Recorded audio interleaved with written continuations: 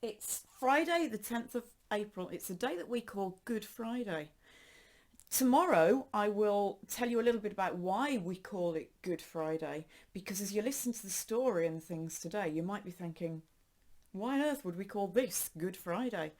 But more about that tomorrow. We're going to start by singing together EASTER. It's a special time each spring. Boing. Are we ready? Here we go.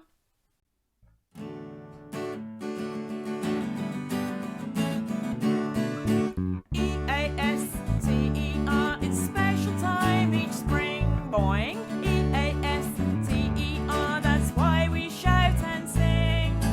Easter chicks and hot cross buns, chocolate eggs are so much fun.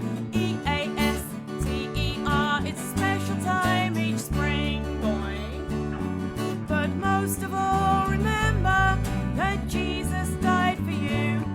And then he came alive again, and we believe it's true.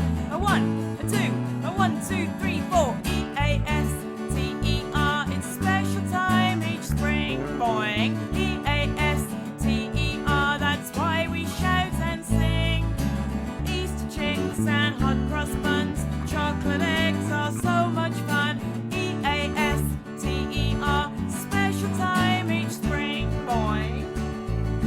Jesus died on the cross for love of me and you, and he wants us to be his friends, and we believe it's true.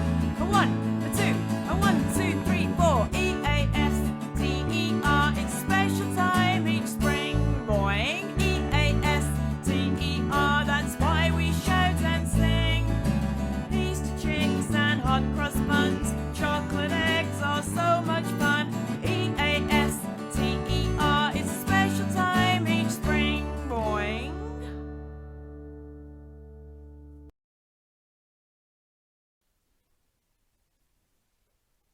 And we're going to go straight into another song.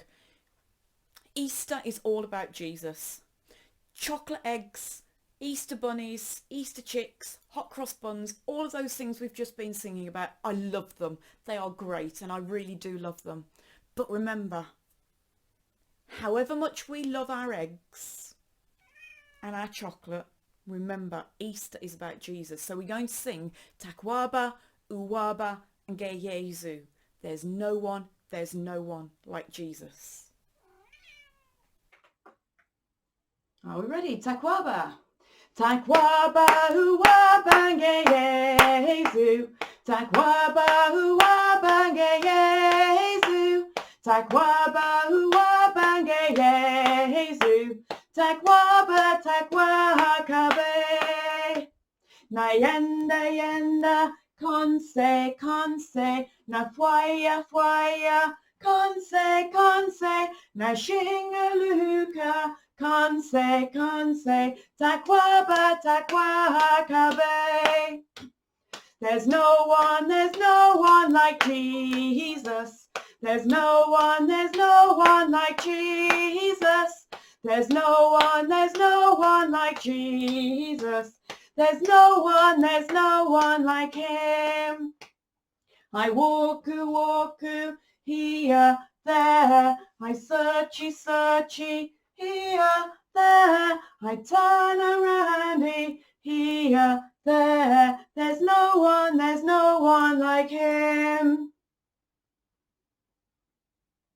Right, so we've been learning a verse the last couple of days, haven't we? Do you remember? We've been learning a verse that says, for God so loved the world, he gave his only son, and whoever believes in him shall not die, but have eternal life. Let's try that together again. And this time I'm going to miss out some of the words and see if you can remember them. I'm going to miss out most of the words, okay? Are we ready? So it's for, so, he, and shall not, but have. Can you remember where in the Bible we would find that verse. I'll give you a clue. Yep, it's in John chapter 3 and verse 16. And it's a really important verse, and it reminds us a lot about Easter time. It reminds us why Easter happened. We're going to have a little bit of a quiz together. We're going to think back to yesterday's story and have a little bit of a quiz. And we're going to do it as a true or false quiz. We did one of these earlier in the week. So if you think what I say is true, then put your thumbs up. If you think what I say is false, then put your thumbs down. Okay? So here we go. First question then. Yesterday we had a story about when Jesus had the supper with his disciples, and they were just about to eat, and he was just about to break up some chocolate biscuits. Is that true or is that false? Yeah, it's false. He was about to break the bread, and he broke the bread and he gave it to his disciples and said, "This is my body." And then they had something to drink, and they had water to drink. True or false? Yep, it's false. They had wine to drink. And Jesus said the wine was like his blood. And then he said that they were all going to run away, and one of the disciples said, "I won't run away even if everybody else does," and that disciple was Peter. Is that true or is that false?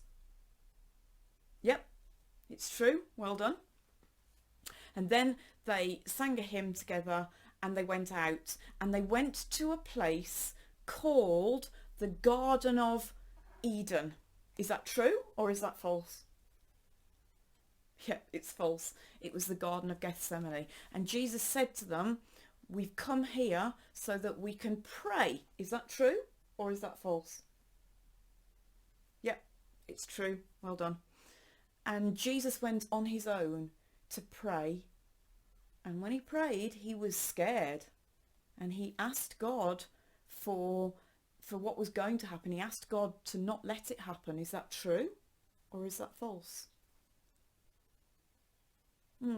It is true, but then Jesus said, "It's not about what I want, God, it's about what you want, and I know that I've got to do this." And that's true, isn't it? And that happened 3 times. Is that true or is that false? Yeah, that's true. He prayed 3 times, and every time when he went back to where his disciples were, remember it was the middle of the night, and when he went back to where his disciples were, every time he found them climbing up the trees in the garden. Is that true or is that false? Yeah, it's false. He found them asleep, and he was a little bit disappointed that they were asleep. He said, "Couldn't you stay awake and pray with me?" And then the 3rd time they were woken up by some people coming into the garden, and those people had come to arrest Jesus. Is that true or is that false? Yep, it's true. And they arrested Jesus, and one of the disciples was leading this group of soldiers and men that came to arrest Jesus, and that disciple was called Jeremy. Is that true or is that false? Yeah, it's false. That disciple was called Judas. Okay, and we finished the story yesterday with Jesus being arrested and taken away. We're going to think about what happened next in the story. Like I say, it's the day that's called Good Friday. And the story that we're about to hear is the saddest story in the Bible. But we call it Good Friday. Like I say, I'll explain why tomorrow. But let's think about this story. Let's listen to this story together. They said that they'd arrested Jesus for speaking against God. It's a word blasphemy when you say things wrong about God. And that's what they said he was arrested for. And they accused him of all sorts of things, that he hadn't done, and that's why the Romans arrested him. Jesus was given what they said was a trial. Now, if somebody is arrested, they get a trial, and if they've been arrested for something serious, they get a trial in a court with a judge and stuff, and they get listened to, and other people get listened to. But Jesus' trial, well, he was taken to Herod, who was the king of the Jews, and Herod said, Herod talked to him a bit, but then Herod said, well, even if he is guilty, and I don't really think he is, but even if he is guilty, I don't have the power to put him to death. I'm not the person to do that. So he sent him to Pilate. Pilate was the Roman governor, so he was in charge of the whole area. And Pilate listened to everything that Jesus had said, and Pilate said, yeah, actually, I think this is just an argument that you Jews are having. I can't find anything wrong with him. He needs to go back to Herod. So Pilate sent him back to Herod, and Herod said, why is he back here? And Herod listened a little bit more and said the same thing again, take him back to Pilate. So they took him back to Pilate again, and they said, Pilate, you don't understand what this man has done is really serious, and we need you to put him to death. We need you to kill him, because as Jews, we don't have the power to do that. You've got to do that. And they started to get really angry with Pilate. And Pilate started to think, if I'm not careful, these people are going to start a riot. They're going to start fighting in the streets and all sorts of stuff like that. And if they do that, then I'll get into trouble. So Pilate says, all right, stop. He looked at Jesus. And he said, Jesus, are you this King of the Jews? And Jesus said, you say that I am. And Pilate didn't know what to do. He didn't think that Jesus deserved to die, but he was afraid of what the people would do if he didn't. Pilate asked for a bowl of water, and in front of them all, he washed his hands. We're doing a lot of hand washing at the moment, aren't we? Pilate didn't wash his hands because they were dirty. He didn't wash his hands because he was afraid of catching a virus. Pilate washed his hands. It was a symbol. He was saying, I will have Jesus put to death, but his blood won't be on my hands. In other words, it's your fault. It's your responsibility, not mine. And he said, I'm washing my hands of this. But then he said, take him away and crucify him. While the trial was going on, at one stage, Peter was outside the house of the priest, and it was dark, it was night time, and there was a fire burning, and Peter was stood warming himself at the fire. And as he was stood warming himself, a young maid came past, and she looked at him and she said, oh, I know you, don't I?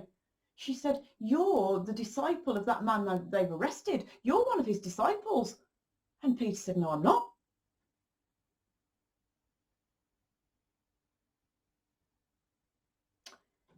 You know, yesterday, when I was telling you the story, Peter had said, even if everybody else runs away, I won't.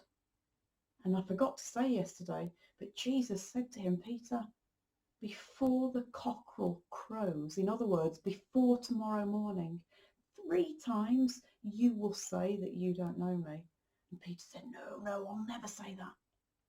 And now this maid had come to him and had said to him, you're one of Jesus' disciples, aren't you? And he said, no, I don't know him. And the maid went off, thinking, oh, I'm sure I've seen him with Jesus. She came back a few minutes later. She said, you are? I have seen you with Jesus. I'm sure it's you I've seen with Jesus. And Peter said, no, you haven't seen me with Jesus. I don't know him. And the maid went off again. And then a few minutes later, Peter was asking again, you're one of Jesus' disciples, aren't you? You're with that man who's on trial in there. And Peter said, for goodness sake, I have told you, I don't know him. Now just leave me alone. Just as he said that, the cockerel crowed. Cock-a-doodle-doo.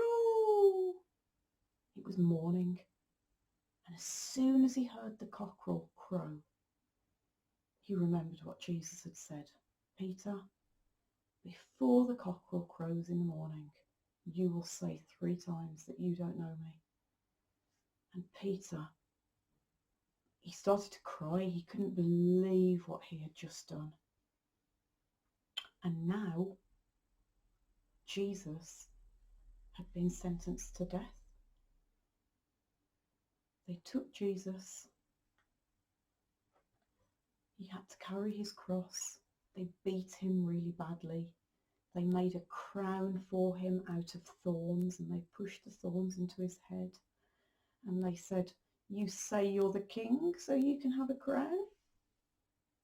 And they mocked him. They made fun of him. And then on top of the hill, a hill called Golgotha, or sometimes it's called Calvary, they put him on his cross. They nailed him to the cross, and they left him there to die. There were 2 other people being crucified at the same time. They were both thieves. They had actually done things that were wrong. One of those started to mock Jesus and make fun of him. One of them said, Jesus, people say that you're God. If you're God, then why don't you save us and save yourself? And the other one, the one who's been crucified the other side, said, don't make fun of him. We're here because we've done something wrong, but Jesus hasn't done anything wrong. They were struggling to talk because they were being crucified as well, and it was very painful for them. A lot of Jesus' disciples were watching from a distance, and some of his friends were a bit closer by, particularly some of the women. They were closer by, and Jesus' mum was there watching what was happening to him.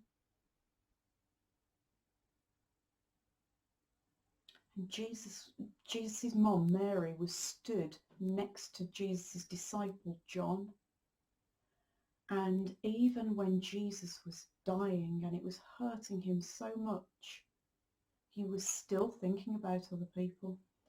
And he said, John, I want you to look after my mum like she was your mum. And he said, Mum, look after John like he was your son. So he was still thinking about other people. And I expect at that moment that John and Mary probably held each other really tight, because this was the worst thing in the world. They're watching Jesus die. Jesus' mum is watching him die. And she was so sad.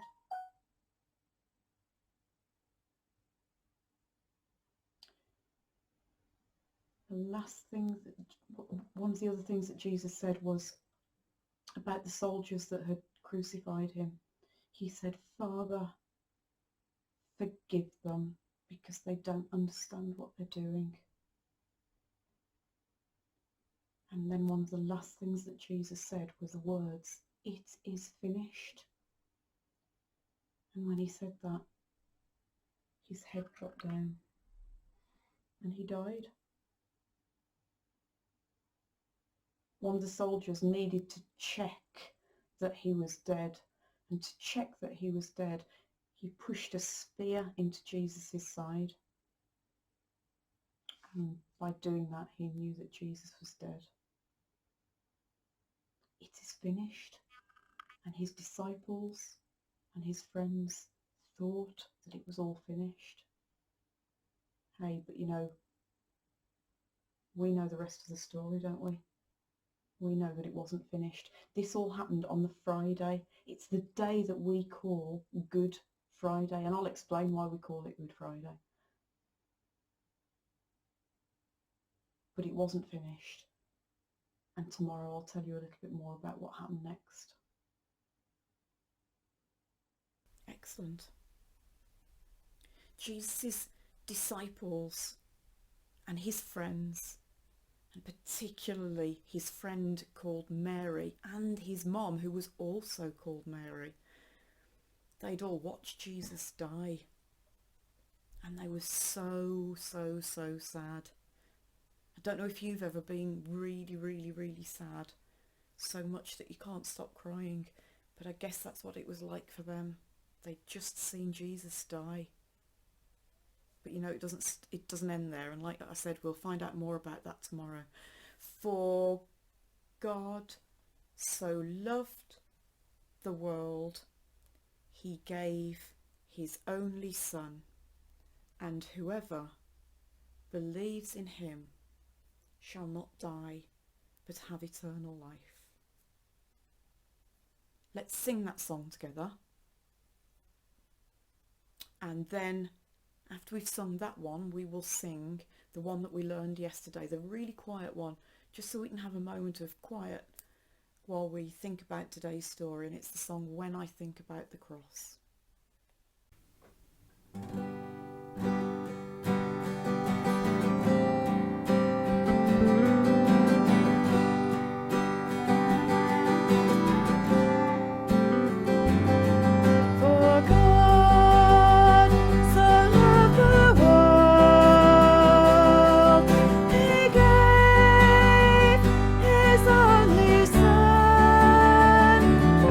And whoever